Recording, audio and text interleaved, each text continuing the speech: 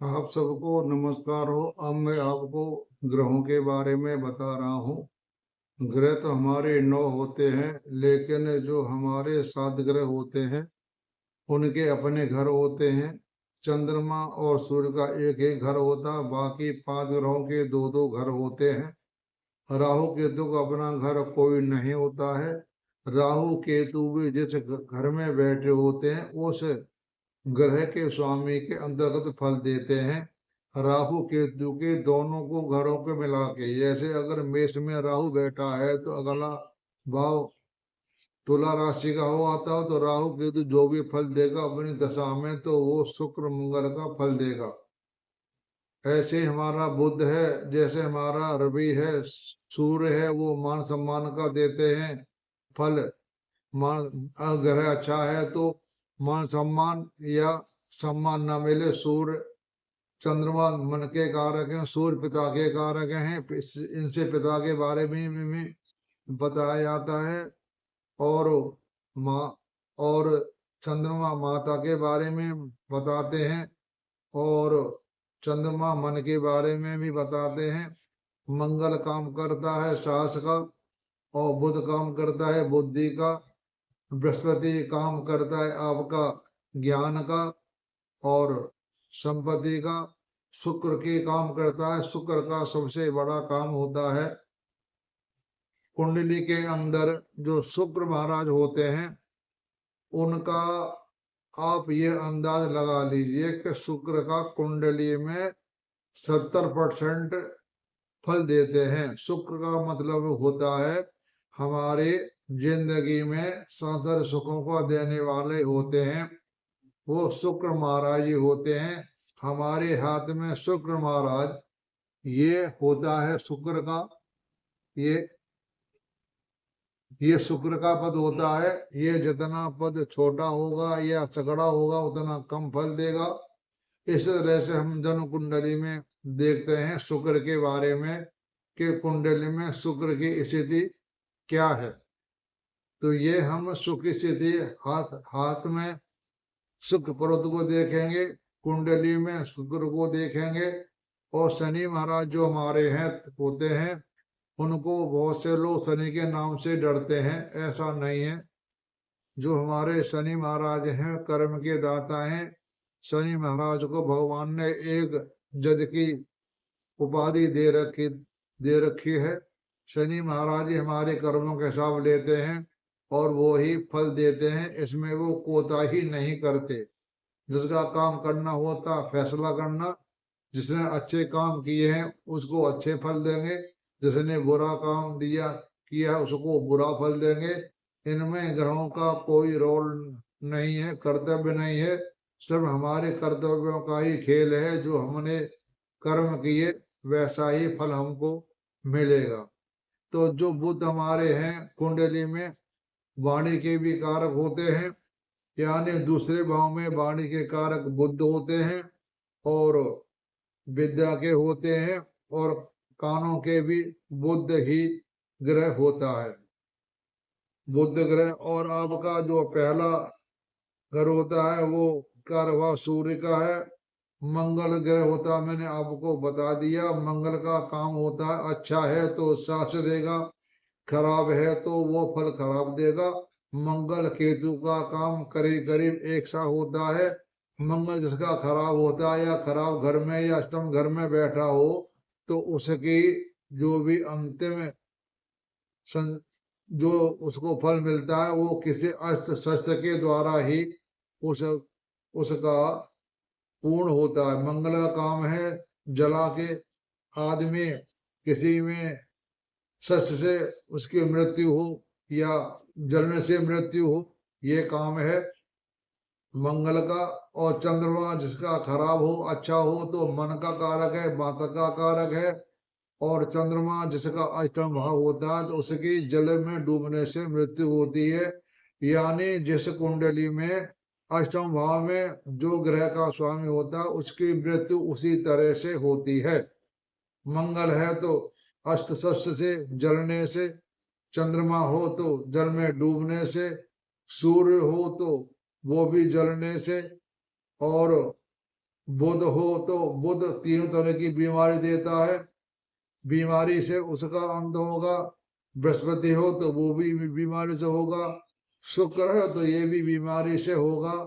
शनि है तो यह भी कमजोरी शरीर में आएगी, तभी उसका अंत होगा। क्योंकि जो शनि महाराज अगर अष्टम भाव में बैठे होते हैं, उसकी बीमारी होती है तो उसमें शनि उसको ठीक करने में सक्षम होते हैं। तो मैंने आपको ग्रहों के बारे में बता दिया, कौन सा ग्रह क्या काम करता है। आपको अगर ध्यान ना हो तो दोबारा मैं बता देता हूँ। सूर्य मान हमारे अच्छे हों तो मान सम्मान देते हैं, सरकारी नौकरी देते हैं। सूर्य मंगल और आपके कुंडली में दसम भाव में बैठे हुए हैं तो आपको सरकारी नौकरी का पूरा पूरा चांस होता है, लेकिन उसमें ग्रह और भी बैठे होने चाहिए। और मैं आपको बात बता देता हूँ कि हमारे 4 ग्रह हैं, पूर्ण परमात्मा अंश के हैं। राहु है जो वो बराह का अवतार लिया, राम है सूर्यवंश ने भगवान राम ने जन्म लिया। चंद्रमा पूर्ण अंश है, वो कृष्ण भगवान ने जन्म लिया। और जो मंगल है वो हेना कुश के रूप में अवतार लिया। इस तरह से ये हमारे 4 ग्रह पूर्ण परमात्मा अंश होते हैं। अगर मैं आपको कुंडलियों में बता चुका हूं कि हमारा जो कुंडली का दक्षिण भाग होता है वह उजाला होता है, और जो हमारा उत्तर भाग होता है उसमें अंधेरा रहता है, क्योंकि सूर्य नारायण हमारे पूर्व दिशा में निकलते हैं और वहां से निकल के वो दक्षिण की तरफ चलते हैं। यानी दक्षिण भाग प्रकाशमय होता है और उत्तर भाग अंधेरामय होता है। अगर आपकी कुंडली में इन दोनों भावों में से पूर्ण परमात्मा अंश अगर आपके तीसरे भाव से लेकर के सप्तम भाव तक के हमने 2 हिस्से किए हैं, सप्तम भाव से लेकर के 12 भाव तक, और दूसरा दसम भाव से लेकर के तीसरे भाव तक। हम गिनती करेंगे सप्तम भाव से लेकर के 12 भाव तक। सप्तम भाव से 12 भाव तक कितने ग्रह बैठे हुए हैं, उसमें पूर्ण परमात्मा अंश ग्रह कितने बैठे हुए हैं। इसके बाद अगर इसमें कुछ कमी आ रही है तो हम दसम भाव से गिनती करेंगे तीसरे भाव तक। यहाँ तक हम देखेंगे ग्रहों की संख्या ज्यादा है या पूर्ण परमात्मा अंश ग्रह इसके साथ जरूर होना चाहिए। यानी हम 10 से 3 से 12 भाव तक और 7 से 3 भाव तक, ये दोनों ग्रहों की हम काउंटिंग करेंगे जिसमें पूर्ण परमात्मा अंश बैठे होंगे। तो मेरा ये अनुभव है और मैंने ये देखा भी है, जिसमें पूर्ण परमात्मा अंशों की ग्रहों की संख्या ज्यादा होती है, 4 हो या 3 हो, तो वह आदमी अपना काम करेगा। अगर अपना काम नहीं करेगा, प्राइवेट नौकरी कर रहा है, तो उसको उच्च पद मिलेगा। ये मैं आपको दावे के साथ कह रहा हूं। पूर्ण परमात्मा अंश की बहुत वैल्यू है, कोई ग्रह खराब नहीं है। ये तो हमारे आचार्यों ने सिर्फ उन्होंने अपने दिमाग के अनुसार सारा बता दिया कि मंगल पापी ग्रह, शनि पापी ग्रह, ऐसा नहीं है। मंगल अगर हमारा कमजोर है तो उसका साहस नहीं है तो वह आदमी जिंदगी में कुछ नहीं कर सकता। शनि महाराज जो हमारे हैं सबसे बड़े भक्त हैं, भगवान की पूजा करने वाले। पूजा करने के लिए सबसे आगे शनि भगवान है। वो शनि भगवान कभी शादी नहीं चाहते। तो ये पापी ग्रहों के हमारे आचार्यों ने या हमारे मुनियों ने जो कल्पना की है वो अपने दिमाग के अनुसार उन्होंने ग्रहों को नाम दे दिया है। लेकिन भाइयों मैं आपको बता देता हूँ, कोई भी ग्रह खराब नहीं है, कोई पापी नहीं है। ग्रह किस भाव में बैठा हुआ, कहाँ बैठा हुआ है कुंडली में, उसी ग्रह से वो पापी और शुभ ग्रह माने जाते हैं। कुंडली में पापी और शुभ ग्रहों की गिनती भावों से होती है। 3, 6, 11, 8 के पापी ग्रह होते हैं और केंद्र और त्रिकोण के शुभ ग्रह अच्छे होते हैं। तो ये ग्रह के स्वामी अच्छे होते हैं और त्रिशदाय और अष्टम भाव के स्वामी पापी होते हैं। तो यहाँ आप गिनती कर लेते, आप पता करते पापी ग्रह कौन सा है, अच्छा ग्रह कौन सा है। वैसे कुंडली में भी बताए हैं कि शनि, मंगल, सूर्य और राहु केतु पापी ग्रह हैं, लेकिन ऐसा नहीं है। केतु हमारे जो ग्रह हैं सबसे अच्छा ग्रह है। जिसका केतु अच्छा होता है वो माता का पुजारी होता है। हमारे राहु महाराज है वो अमर है, वो कभी अमृत नहीं है, अमर है। उन हमारे कोई भी हम पूजा पाठ करते हैं या हवन करते हैं तो राहु केतु को जब तक हम नहीं लेंगे तो हमारा काम पूरा नहीं होगा। भगवान ने सबको बराबर सम्मान दिया है। कोई भी ग्रह हो, भगवान अपने संतान की रक्षा करता है, सबको सम्मान देता है, सबको साथ लेके चलता है। भगवान हमसे यह कहता है कि सबके साथ चलो, सबका साथ लेके चलोगे तो हमारा विकास नहीं होगा। और हम सबको साथ नहीं लेके चलेंगे तो हम जिंदगी में कभी तरक्की नहीं कर पाएंगे। जैसे हमारा मोदी जी का नारा है, सबका साथ सबका विकास। सबको साथ लेके चलेंगे तो ये कोई मोदी जी का अपना शब्द नहीं है, ये तो आदिकाल से चला आ रहा है। हम सबको साथ लेके चलेंगे तो हमारा उन्नति 100% उन्नति होनी है। अगर हम अपनी मन की चलाएंगे तो हमारा कुछ भी हमें हासिल नहीं होगा। परिवार वही सुखी होता है जो अपने घर में माँ पिता पत्नी बच्चों से मिलकर रहता है, उसे कहते हैं स्वर्गलोक। स्वर्गलोक नरलोक हमारे मृत्यु लोक में ही है। ऊपर न हमने देखा है ना पता है, सब सुना है और पढ़ा है, लेकिन रियल में क्या है हमें पता नहीं। मैं तो भाई इसी मृत्यु लोक में स्वर्गलोक को मानता हूँ। यही स्वर्ग है, यही नरक है, क्योंकि हमारे देवता लोग भी मनुष्य के जन्म के लिए तरसते हैं। अब आप अंदाजा लगा लिए, स्वर्ग लोक में देवता लोग रहते हैं, वो मनुष्य जन्म के लिए तरसते हैं। क्यों, मैं आपको बात बता देता हूँ। क्योंकि जो देवता लोग होते हैं वो स्वर्ग में अपने अच्छे कर्म सुख को भोगते हैं, और मनुष्य भी कोई अच्छा कर्म करता है तो वो अच्छे कर्म करने के बाद स्वर्ग में जाता है। जब उसके सारे कर्म समाप्त हो जाते हैं तो उसको बाद में मृत्यु लोक में ही आना पड़ता है। 84 लाख योनि में बताते हैं सबसे अच्छी योनि है मनुष्य की। क्यों, मनुष्य एक जो भगवान ने हमें पुतला बनाया है, ये सबसे अच्छी योनि है। मनुष्य योनि में अपने अच्छे कर्म करके पाप कर्मों को खत्म कर सकता है, इतना इसमें पावर होती है। हमारे शास्त्र कहते हैं कि हम पाप कर्मों को अपने प्रारब्ध जन्म में खत्म कर सकते हैं, यानी हमको मेहनत करनी पड़ेगी। ये शास्त्रों का लेख है और बात भी सही है। हम वर्तमान में जो कर्म कर रहे हैं, अगर अच्छा कर्म कर रहे हैं तो हमारे जो बुरे कर्म हैं वो कम हो जाएंगे, और बुरे कर्म कर रहे हैं तो हमारे बने बनाए जो बुरे काम और बढ़ जाएंगे। तो हमारा जीवन में जो लेखा जोखा चलता है ना, मैं आपको बता रहा हूँ, ये मेरे अनुभव की बात है, और इस बात को आप भी अनुभव करना।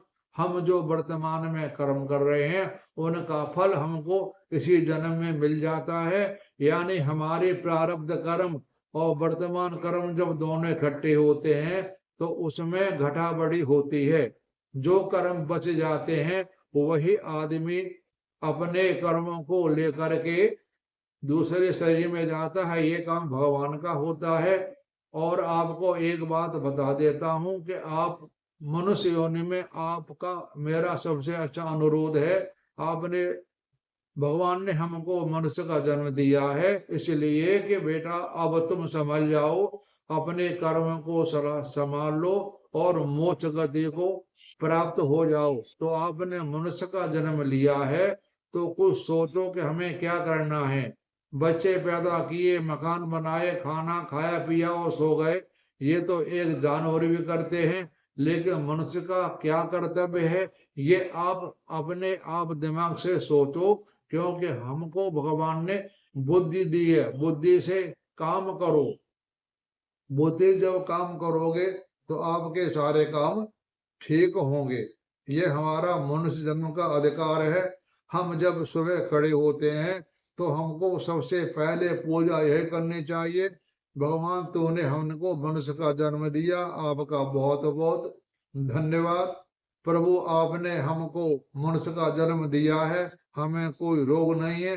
आपका बहुत बहुत धन्यवाद प्रभु, आपने मुझे सारे सुख दिए हैं। प्रभु आपका बहुत बहुत धन्यवाद। यानी हमको सुबह खड़े होकर के यही पूजा करनी चाहिए, भगवान का हमें परोपकार जो किया उसको हमें ध्यान में ला करके हमें उस गलती की क्षमा मांगना चाहिए और कहना चाहिए कि भगवान हमसे जो गलत काम ना हो, हमसे अच्छे काम हो, हमको बुद्धि दो, भक्ति दो, शक्ति दो, हमको बुद्धि शक्ति दो, इससे हम अपने शरीर से तेरे को याद करते रहें और तेरी हमारे ऊपर कृपा बनी रहे। ये भगवान से आप कृपा करेंगे तो आपके कष्ट सारे खत्म हो जाएंगे। आप भगवान का ध्यान रखोगे तो आपको कोई कष्ट नहीं करेगा। ये मेरे अपने अनुभव की बात मैं आपको बता रहा हूँ। इसलिए साथियों, सब अच्छे काम करो, नेक काम करो, किसी के मन को मत दुखाओ।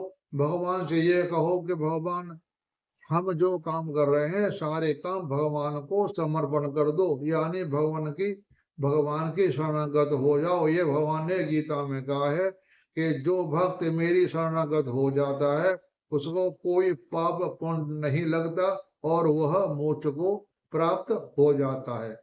क्योंकि हम निष्काम कर्म करेंगे, यानी अपने सारे कर्म भगवान को सौंप दिए तो हमें कोई पाप पुण्य नहीं लगेगा। फिर भगवान की डोरी हमने उसको अपने हाथ में दे दी तो वो भगवान हमको कभी गलत नहीं जाने देगा। हमको भगवान से यही प्रार्थना करी जाए कि भगवान मेरी रक्षा करो, मेरी रक्षा करो, मेरी रक्षा करो। और प्रभु पारब्रह्म परमात्मा परमेश्वर जगत को पालन करता, जगत के उत्पन्न करने वाले और जगत को संहार करने वाले प्रभु पर पारब्रह्म परमात्मा, आपको कोटि कोटि प्रणाम।